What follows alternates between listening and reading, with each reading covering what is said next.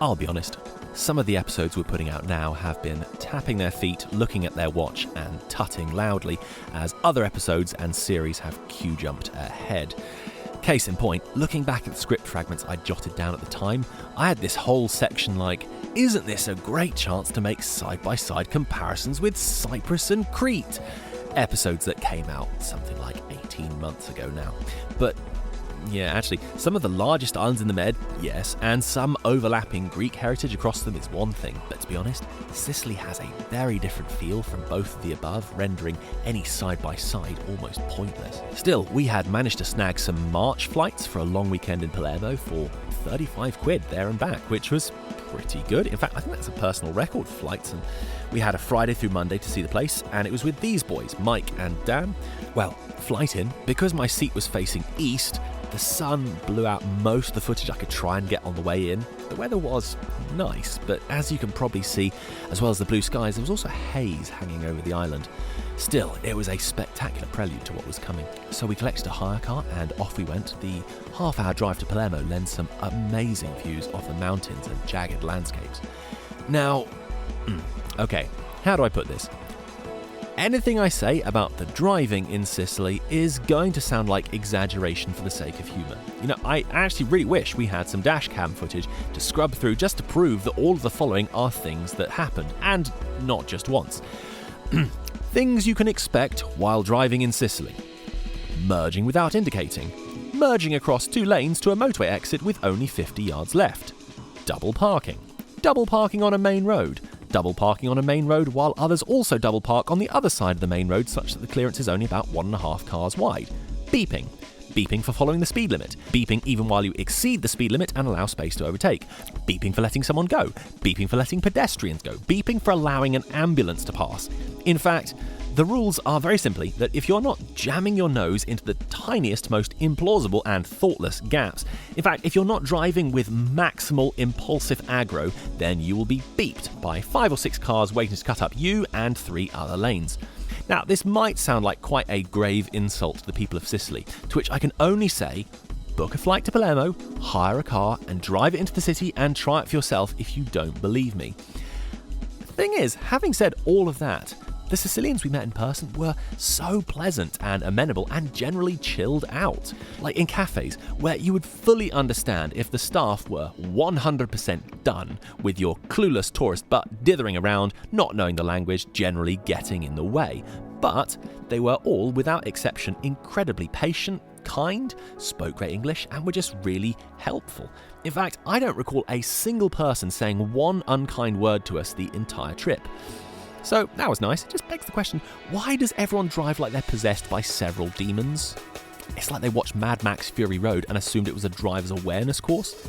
So yeah, the Sicilians, lovely people, just do be incredibly wary of the roads. Palermo itself is known for its culture and incredible architecture, and sure, as you pass to the centre there's liberal splashes of Baroque almost everywhere, low-angle flag shot. Oh, you know what? I think we can improve on that, actually. I'm sure we've got the flag of Sicily somewhere. Let's see. Aha, yes! Low-angle flag. Ugh. Am I the only one who finds the Sicily emblem, deeply off-putting? Quick espresso, and we breezed past some ancient gates and churches to the main square where the palace is located. And we're going to need some history about here. What makes Palermo truly unique amongst European capitals was a flowering of culture that occurred here in the 1100s under the rule of the Normans. Yes, those Normans. It's a long story and one we will get to when we do the Norman series, but a unique movement fusing the Islamic, Byzantine and Norman heritage all present on the island resulted in some of the most singular architecture and art you'll find anywhere. And lucky us, a lot of this has survived in a pretty good state. So, without going into all the spots exhaustively, that's for when we do the history episodes, we're going to hit a few highlights. So yes, first, the Norman Palace. You can see that the original core of the Norman Palace is somewhat separate from all the bits that have been added. There was also quite a lot of scaffolding around it when we went. The more times I say Norman Palace, it just sounds like some sort of supply teacher, hello, my name is Mr. Palace. You can all just call me Norman. This is one of the biggest tourist tickets of Palermo, although I mean, okay, €10 in each and some airport-style security. The courtyard is great and all, but you can't go particularly far into the palace. It's still quite an elaborate civic building that has lots going on in it. There is a garden, which is fine. Yeah, that's a cool tree. But the main attraction is the Palatine Chapel, which... Oh, what's this? No shorts. You know, you think they might have mentioned that when 3 gents, all wearing shorts, showed up and paid €30 to get in. You know, I'll just flip to the part of the Bible where it says God hates exposed knees. Just a sec. Yep.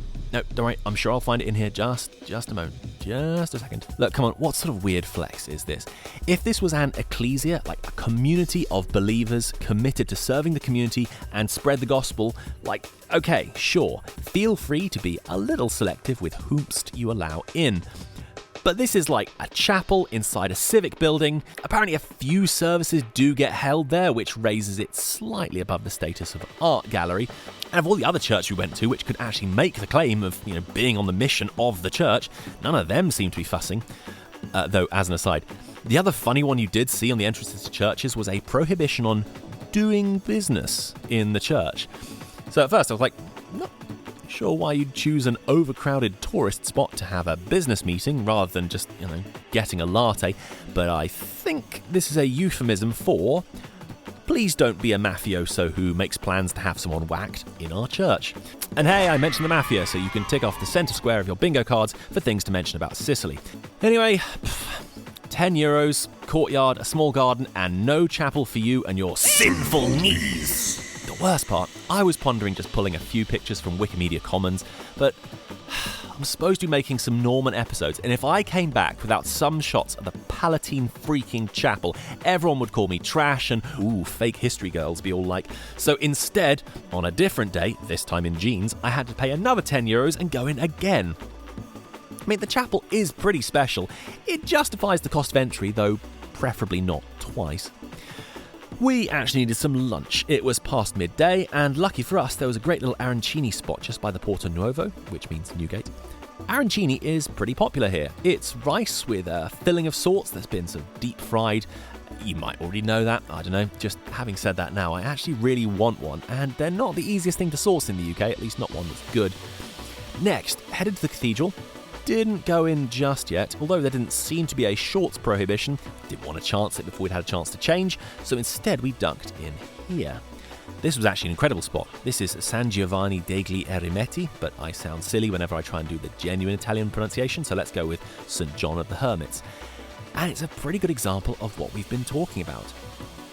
This style is generally described as Arabo Norman architecture, and it's certainly not short on exotic and beautiful Eastern flourishes. However, that title misses out on the third and at least as important influence with Byzantine, or Eastern Roman if you're feeling petty. I could stop the video dead to attempt a comprehensive explanation of Romanesque architecture, Eastern Roman church conventions, and all sorts of architectural footnotes, but while you can try and subdivide where various influences are coming from, the point is not that this is a city where you have some Romanesque Norman architecture and then elsewhere Byzantine and elsewhere Arabic. The fact is it's all part of the fabric of the same structures. That's Palermo's unique calling card. Look, I don't even need to pull out a load of historical justification of how singular and important this all is. I just happen to find it gorgeous. So, quick loop back to our Airbnb, which I haven't mentioned much. It was a good location along this wide esplanade just by the station. It was fine. Not much more to say on it than that. Proviso here. Having poked fun at the standard of driving here in Palermo, I still have a great deal to gush about. But not to gloss over this, as in amongst the soaring and enigmatic historic architecture of Palermo, it is inescapable. The city is also... how would I describe it? I mean, there's just litter everywhere. It was kind of a surprise. Much as Palermo makes for a great chic sort of city of culture in parts, it does a passable impression of a slum in other areas. I mean, unless you're locking yourself in some sort of fancy hotel and getting chauffeur driven everywhere, it's a major thing here. Maybe it's just the streets in this eastern quarter. I don't know. But there is dog and cat poop on almost every corner, which I declined to film for all of you. So, none of this is to say the city isn't also amazing, utterly unique, and well worth seeing, but you need to temper your expectations accordingly. We got back to the cathedral with the hope of catching the sunset. We were going to see the whole interior, but okay, it's a bit weird. The entry is itemised depending on what you see. It's a bit of a buffet spread, and the only thing available at 5:30 as a service was going on was roofs and tombs, which, I don't know, just makes me chuckle as a thing to say. So yes, 3 roofs and tombs then, please. I don't know why it stuck with me. I just sometimes do find myself saying roofs and tombs. To be honest, the cathedral interior has been entirely redone in a Baroque style, which just isn't my area of interest so much. It's nice to have made it in. The roofs, while not much of a sunset to speak of, the sun seemed to have gotten shy after shining all day and ducked into some haze, but the views were still really special. It was also exciting to get closer to a bunch of details you can only just perceive at ground level. Oh, and the tombs are kind of nothing. But cool, so that was the cathedral. It was getting dark, and we hadn't really had a full meal all day, so we wandered down the long straight of Via Maqueda. It gets very busy along this stretch. We hit a couple of bars, got a pizza, and since we've been on the go since 11 p.m. the previous day with overnight coaches, flights, all of that, didn't feel too ashamed to be dropping off just a little bit early that night. But before doing so, we got a cannoli. Those are huge. It's practically another meal. I'm pretty sure I didn't finish this. Well, got up very early the next morning, quite a bit cloudier, so not so much of a sunrise to speak of, but worth a shot. Ticked off some lesser sights that I won't detail here. Sure did have a lot of cats to hang out with. Let's have a quick supercut. Or, as I should of course call it, supercat.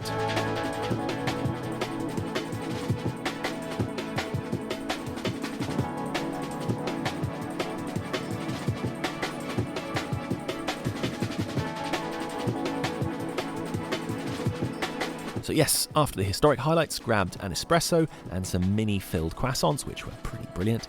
When I joined up with the other guys, we took about 45 minutes on foot to cross the town and see this, Zisa, a Arabo Norman palace that's a bit further out from the centre. There's some incredible details which I can't go into just to keep the runtime of this episode bearable, but the main hall is particularly striking.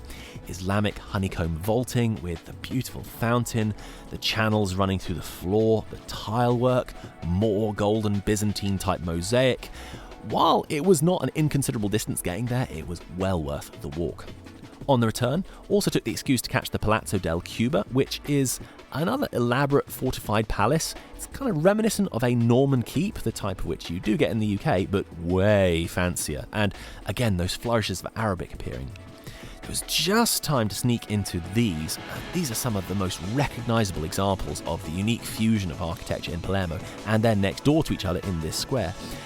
They're a funny pair, as the Church of Sant Cataldo, which may be my favourite in the whole city, is iconic on the outside, but with a more plain kind of Romanesque interior, whereas the Church of St Mary of the Admiral has a Baroque disguise, making it look less noteworthy amongst the many in the city, but its interior is absolutely wild. I mean, of all the Byzantine-inspired gold mosaic in Palermo, I think this is some of my favourite. And the tower also has some gorgeous work on the exterior. With that, we were getting on the road out of Palermo until we weren't. And through no fault of our own, the trip then took a dip. So in having to avoid an oncoming car that had weaved around a parked car on a road that was already way too narrow, we hit a curb pretty hard and ended up getting a flat. In a lot of ways, we landed on our feet as we managed to pull into a petrol station which had a pretty decent cafe to sit in. A not so quick espresso, as Europcar spent a good couple of hours just sending someone out instead of, well, actually having a spare tyre in the car. Yeah, blah blah blah. Had to eventually get back to the airport to switch cars. It just knocked out most of our afternoon plans. It's a bit of a mare. It's never clear if hire car companies are going to be a soft touch and shrug things off, or go after you to the tune of thousands with or without whatever cover you may have purchased with them. So this understandably had us on edge. In the end, with only a limited amount of daylight left, we dropped into Monreale. This is just outside Palermo, and it's famous for its Norman cathedral, but this was closed by now. So we saw the outside, You'll just have to make do with one of the other hundreds of millions of photos that other people have taken of the inside. Such as me, because spoiler alert, I've since been back, but you'll have to wait on that one. Just to say, the exterior decoration in the apse is, like, are you kidding me? I mean, similar to the cathedral in Palermo too. It's just, considering this would often just be a feature with comparatively plain brickwork. By the time we left, we got a chance to see the Bay of Palermo at night time. The stills get a slightly better exposure of the carpet of lights. So, yeah, bit of a weird, frustrating day, but to be honest, it's a near miracle an impatient Sicilian overtaker didn't just turn us into a pile of burning wreckage at any point during the weekend. Back to Palermo, somewhat deflated from all the flat tyre drama with Europcar, but a few drinks and a good night together. This place was especially good with a whole variety of craft beers. Okay, final day. After a more chilled start, well, I had a jog around the town to snap a few more highlights, but we were definitely getting out of Palermo this time. A quick stop at the 800-year-old bridge, and then it was out west into the Sicilian countryside. The motorways were almost strangely quiet. Yeah, once you're out of the hectic Palermo ring road, driving suddenly becomes a breeze. I should insert. I realise this might not be apparent on the channel. I did actually finally get a driving licence this year, but that means that everything I've filmed up to this point, I've been unable to drive. So massive big ups to Mike for driving us on this one. As I keep coming back to, even though it was sort of blue skies, like if you looked straight up, the haze was sort of sucking all the colour out of my footage, which was a bit of a shame. Our first stop, about an hour out of Palermo, was this, Segesta, or Segesta, whatever. Now, an incredible thing about Sicily and southern Italy is its ancient past, particularly its connection to ancient Greece, with some incredible structures they left behind. I can't even begin to sufficiently get into this here. It's a massive topic that is well worth doing properly, so for now, just accept the Greeks were here and they built things like this, the Doric temple at Segesta. Look, come on. Fail to get excited about this. I challenge you. I actually defy you not to admit this is awesome. It's in better shape than the Parthenon. It's an understandable impulse that we reflexively think, like, if only these ancient stones could speak, if only these walls could be remade, the past reborn. Well, slow down. It looks like in ancient times this temple may have in fact looked like exactly this, because there's some fairly good indicators it was never finished. So how's about that? Further up the hill, there's more in the form of an agora and the theatre, which is quite something. Haven't got much footage of the next 90 minutes of driving, as with the haze, the footage just wasn't that special. A big highlight we've been itching to get to, though not an inconsiderable drive away. In fact, on the south coast and largely in the middle, this is what's known as the Valley of the Temples in Agrigento. And while the Segesta temple is in an incredible state of preservation, here they have 3 or 4 of them, depending how you count. And yeah, these are among some of the best preserved Doric temples anywhere. I mean, whisper it quietly, but most of the temples or fragments of temples we have in Greece or Anatolia are nowhere near as well preserved as the ones that survive in Italy. First, you get to the Temple of Juno. Yep, pretty remarkable. It just has the misfortune of being outshone by this, the Temple of Concordia. I was wrong about this temple. I had sort of assumed, like, well, any temple can be in that condition if it's been restored so much. But as it turned out, yeah, not so much. I mean, sure, work has been done, but the biggest part was just removing later walls and construction when it was turned into a church in around the 500s AD. Other than that, it survived largely as intact as you can see. I mean, incredible stuff. Further along, the Temple of Heracles is partly there, but obviously, yes, nowhere near the Concordia. And the Temple of the Olympian Zeus, interesting ruins, but not quite like the others. I wish I could have seen Segesta or the Valley of the Temples under blue skies, but obviously I enjoyed filming and photographing all these places, and this was a major tick off the travel bucket list. I'll be honest, I burnt the last of my battery juice at Agrigento, and even after we got back, the last few hours of dinner that night and then back to the airport the following morning are somewhat low-key, so I think we're going to park this here. So that was Palermo. Between the filming of this episode and now, we actually did make it back to Sicily, where we saw a bunch of other bits, including the East Coast. But you're going to need to wait for that one. This episode is actually part of a mini-series I am unofficially naming The Year We Went to Italy 4 Times by Accident. Yeah, we didn't plan it this way, and I should parenthesise that even though we've made it to quite a few places, even by our standards, this was unusual. Anyway, to see how that shaped up, check the next episode where we head to the extreme other end of Italy and explore Lake Garda and Verona. If you've been enjoying the music in the background, that's ours. We create all the tracks for these episodes and you can find them on bandcamp.com. If you want to support the channel, that's the place to do it. Otherwise, find us on all the socials and have a flick through the channel to see some of the other things we've been doing, including the recent series on the Venetian Republic. That's been a major thing we've been working on. Otherwise, we'll catch you very soon.